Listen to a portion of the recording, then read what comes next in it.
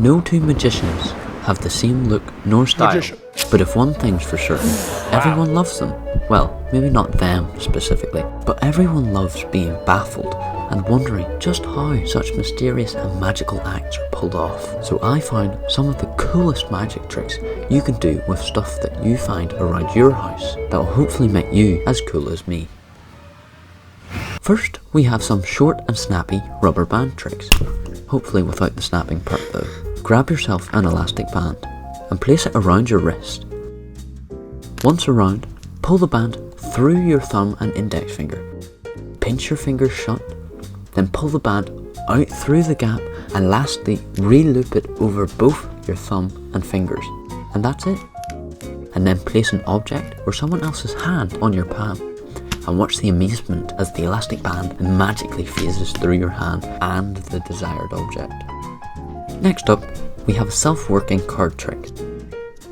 Have someone choose 3 memorable cards. To make it easier, they can choose 3 of the same suit or rank. In this example, I'll use 3 aces. Have them keep these 3 cards while you set out 4 piles using the remainder of the deck. The first having 9, the second and third both having 15, and finally the last having the remainder of the cards, which is 10.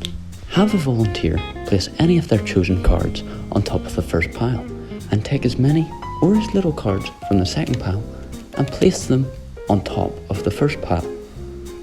Then do the same thing with the remaining 2 cards. Place one on top of the second pile and take any amount from the third and place it upon the second. Lastly, take the final card, place it on the third pile and take all the cards from the fourth pile, place it onto pile 3, put all of these cards onto pile 2 and put all of these cards onto pile 1. Now for the self-working part. All you have to do is create 2 piles, one with cards facing up and the other with cards face down. It's important you begin with the face down cards. Notice how my aces are visible. This is so you can follow along. In the actual trick, you'll want to have them face down, obviously. Discard the face up pile. It's no longer needed. And now repeat this again. Like before, we can discard the face up pile. All we have to do now is repeat one more time and discard the face up cards one final time. Once you've done this, you'll notice you don't have a lot of cards left.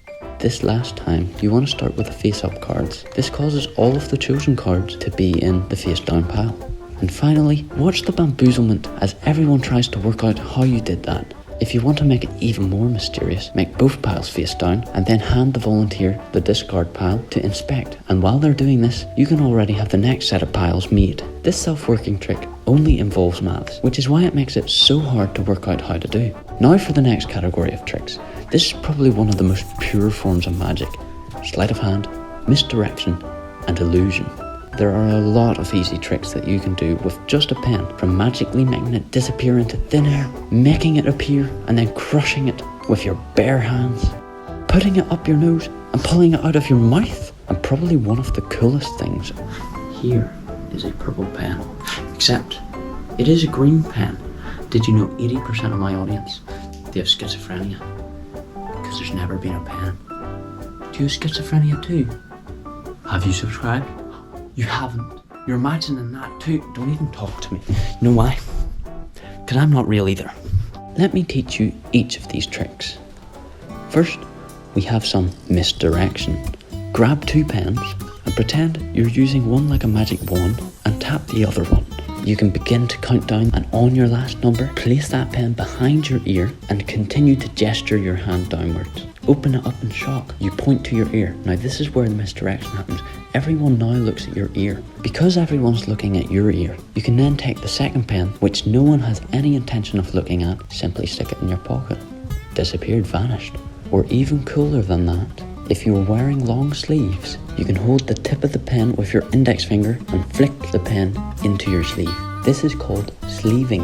All of a sudden, it has vanished in a matter of seconds, and you didn't even stick your hands in your pockets. No one will notice. Now, to make a pen appear out of thin air, have it pinched and propped in your hand with your palms facing down. Then with a big gesture, quickly bring your hands together, grab the pen, and pull it out from behind your hand. Then to crush the pen, while you're pushing your hands together, you're actually flicking the pen down onto your lap. This is known as lapping, whereby with your big hand gestures, they'll not notice the pen slipping down onto your lap, not making a sound. Then you slowly unravel your fingers, revealing the pen has disappeared. The third trick, stuffing it up your nose, pulling it out your mouth.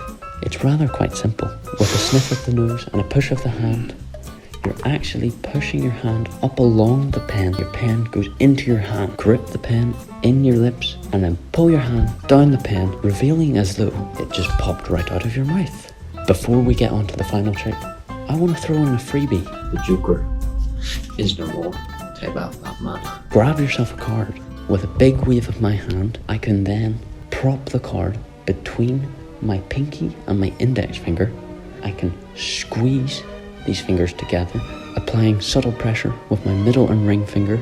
This bends the card into the position we need to hold it to hide it behind our hand. Then all we've got to do is straighten your fingers. You can bring it back instantly afterwards and all the evidence is gone. They'll never work it out. Just make sure the edges of the card aren't visible through your fingers for too long. Now on to the trick you've all been waiting for. For this grand finale of a trick, you will need 2 different coloured pens, and you'll also need to be fit to do this following move with both hands. Hold the pen between your middle finger and your thumb, with your index finger on the top of the pen, whereby it can act as a lever to reveal and disappear the pen.